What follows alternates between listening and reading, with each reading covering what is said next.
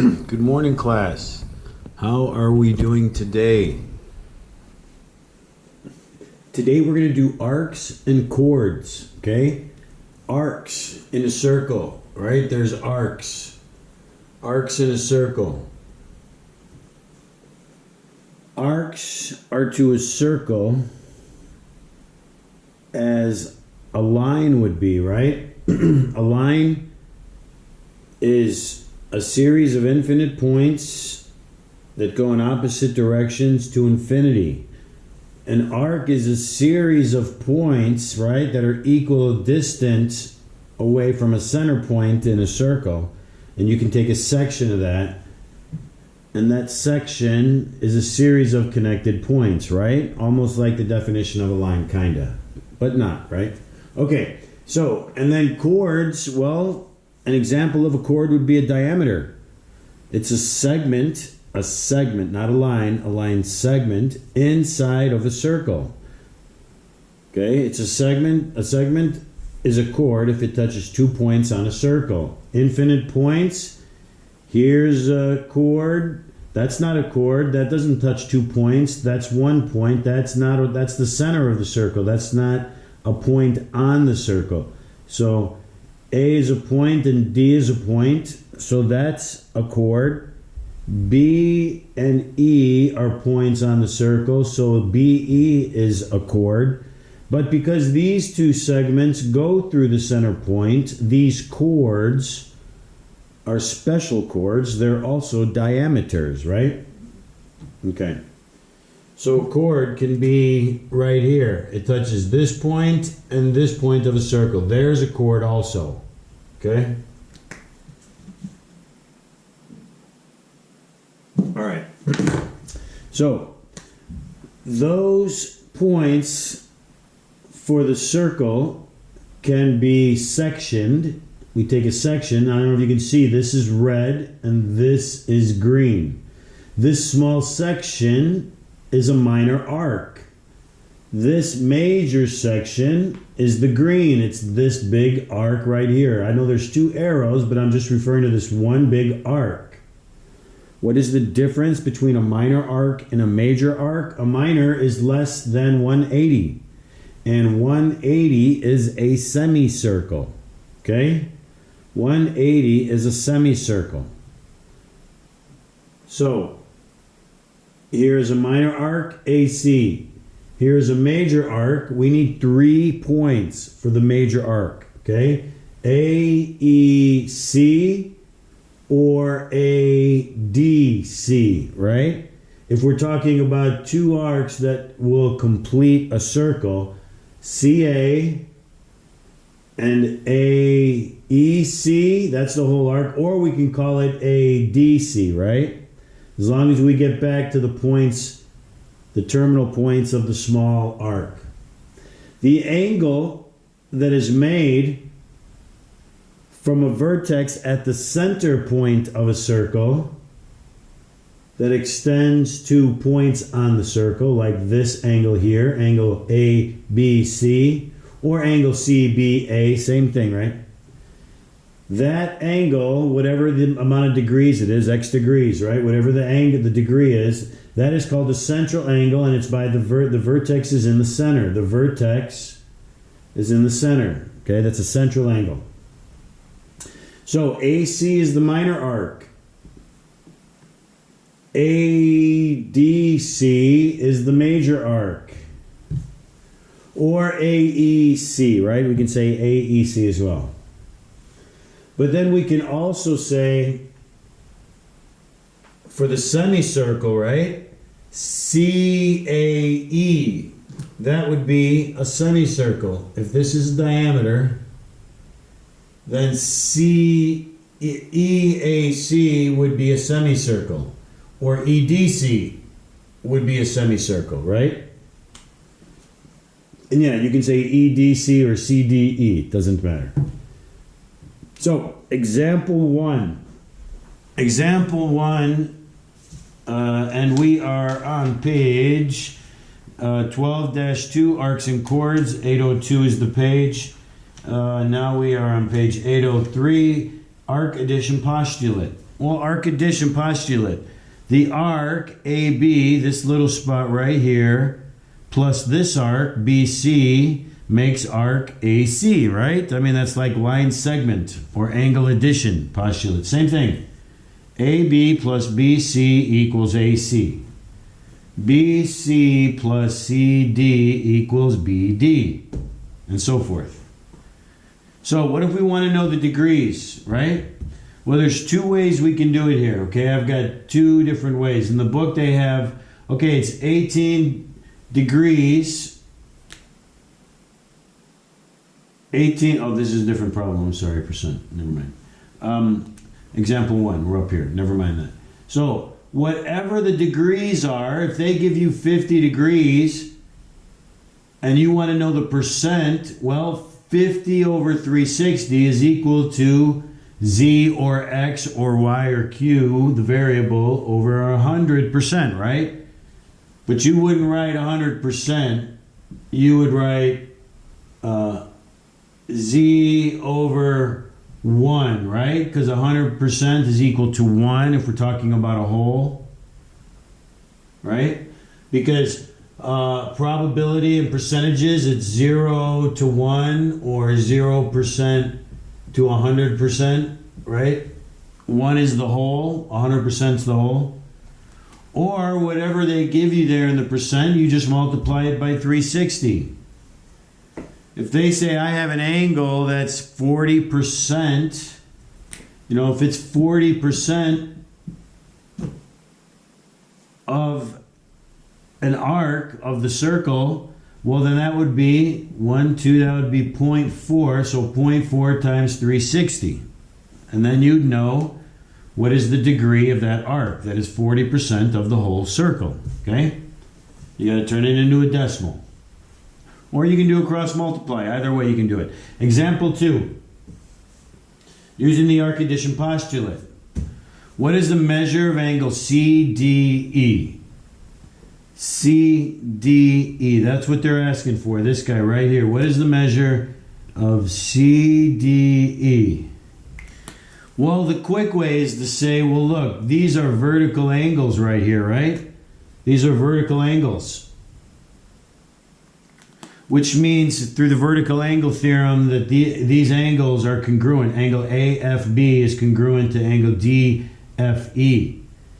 And then we're learning now in this section, if the central angles are congruent, then their arcs are congruent. So that means because these vertical angles are congruent, then this guy is congruent to that. Okay? So that means if this is 18, then this is 18. This is 90. It's a right angle. 90 plus 18. 90 plus 18 right here, okay? Now here's the long way. Just I'm baby stepping it and I'm giving you justifications. Find the measure of angle CDE. The measure of CD is 90 degrees. That's a right angle. CD, 90 degrees, right angle, okay? So, measure of AB. AB is 18, given. The measure of AB is equal to the measure of DE because their angles are congruent, right? Well, the measure of DE then by substitution would be 18. I should write substitution. And I forgot here, right? AB is congruent to DE. Vertical angles theorem, and then this is definition of congruency, right? But you don't need all that. I'm just doing this just to give you a little extra. So then that means we've found out that DE is 18, right? So if this is 18 and this is 90, then we have 90 plus 18. Addition, arc addition postulate. This arc plus this arc is this arc. This arc plus this arc is this arc. Okay? Now, let's move on to example number 3. Okay? So, now we're dealing with theorem 12.22. Okay? We're on the bottom of page 803.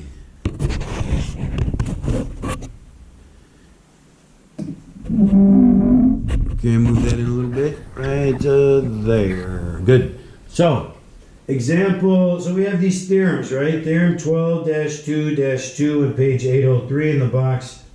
In a circle or congruent circles, congruent central angles. So here's what they're saying. These are central angles. If these angles are congruent, then these chords, right? The green things, these are chords. Because they touch 2 points of a circle. They touch this point of the circle, and they touch this point of the circle. So that's a chord. This guy touches this point of the circle and this point of the circle, right? So that's a chord also. So if their central angles are congruent, then their chords are congruent. Well, if their chords are congruent, then their arcs are congruent. So that would mean through transitive property that if the central angles are congruent, then the arcs are congruent, okay? The simple way to think about it is if you have any of these two things, whether it's the arc, the segment, or the angle, congruent to another, respectively in the same circle, then those other parts will also be congruent, okay? Example 3, we are on page 804, applying congruent angles, arcs, and chords. A, here's example 3A. Find each measure. Find RS, they say. And they're given RS is congruent to TU. RS is congruent to TU. That's what they give us, this right here. Okay?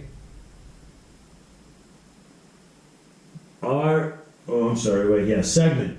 They gave us that the segments are congruent. Well, by the theorem 12-2-2, if their segments are congruent, then their arcs are congruent. Okay?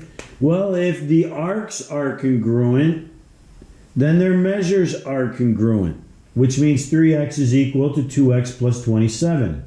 So here it is. UT is congruent to RS, given. Actually, it wasn't the arc, right? They gave us the segment. So then we would say UT arc is equal to RS, or congruent to rather, for theorem 12-2-2. Theorem 12-2-2. I know it's a little sloppy in there, but you can see it, right? The segments are congruent, they gave us that. So the arcs are, those same arcs are congruent because of the theorem.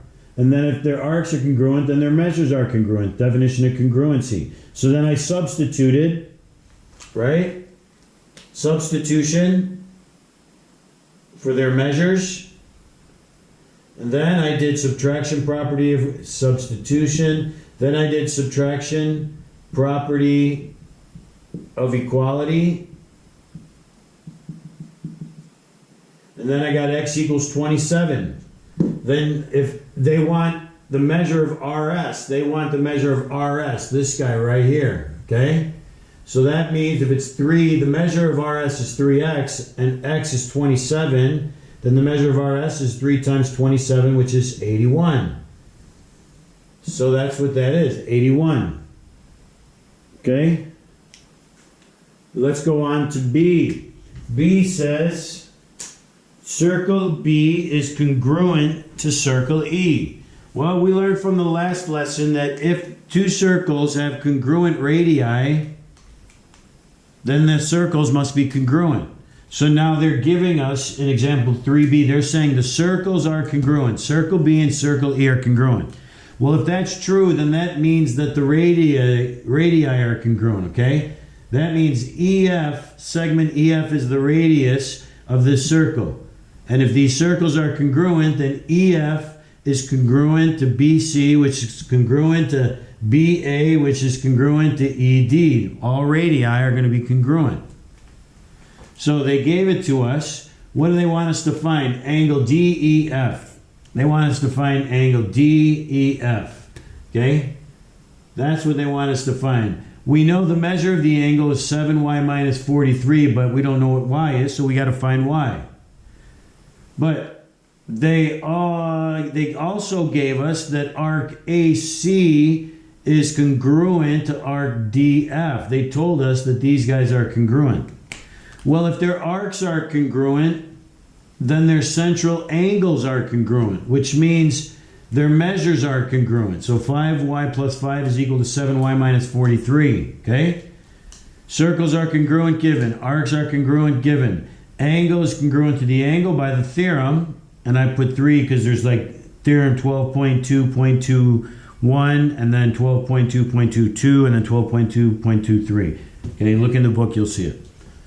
And then, well, if the angles are congruent, then their measures are equal by definition of congruency. Then I substituted the measures. Then I'm using subtraction property with the red, right? I'm going to subtract, I'm doing a double step here. I'm subtracting 5y from both sides of the equal sign, and I'm using the addition property of adding 43 on both sides, which will leave me with 2y on this side and 48 on this side. 2y equals 48. And I wrote the properties, addition and subtraction property of equality I'm using. Then here I want to isolate the y, so I divide by 2. Anything divided by itself is 1. 1 times y is y. 48 divided by 2 is 24. Division property of equality, simplification, y equals 24. So they want me to find DEF, the angle. 7y minus 43 is the angle. Now I know y is 24. So I substitute 7y minus 43 to 7 20 times 24 minus 43 because y is 24. Okay? So 7 times 24 minus, and that gives us 125, right? That equals 125 degrees. 125 degrees. Okay? This angle right here. Okay, the great thing about the video is you can always watch it over and over and over and over, right? Get some popcorn. Okay, next we are doing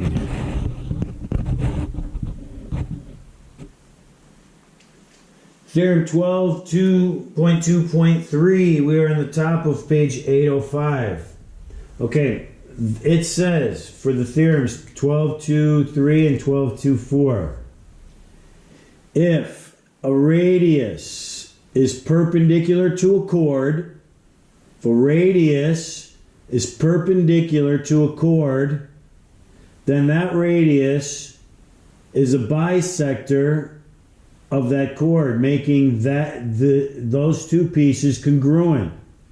If it's a perpendicular bisector,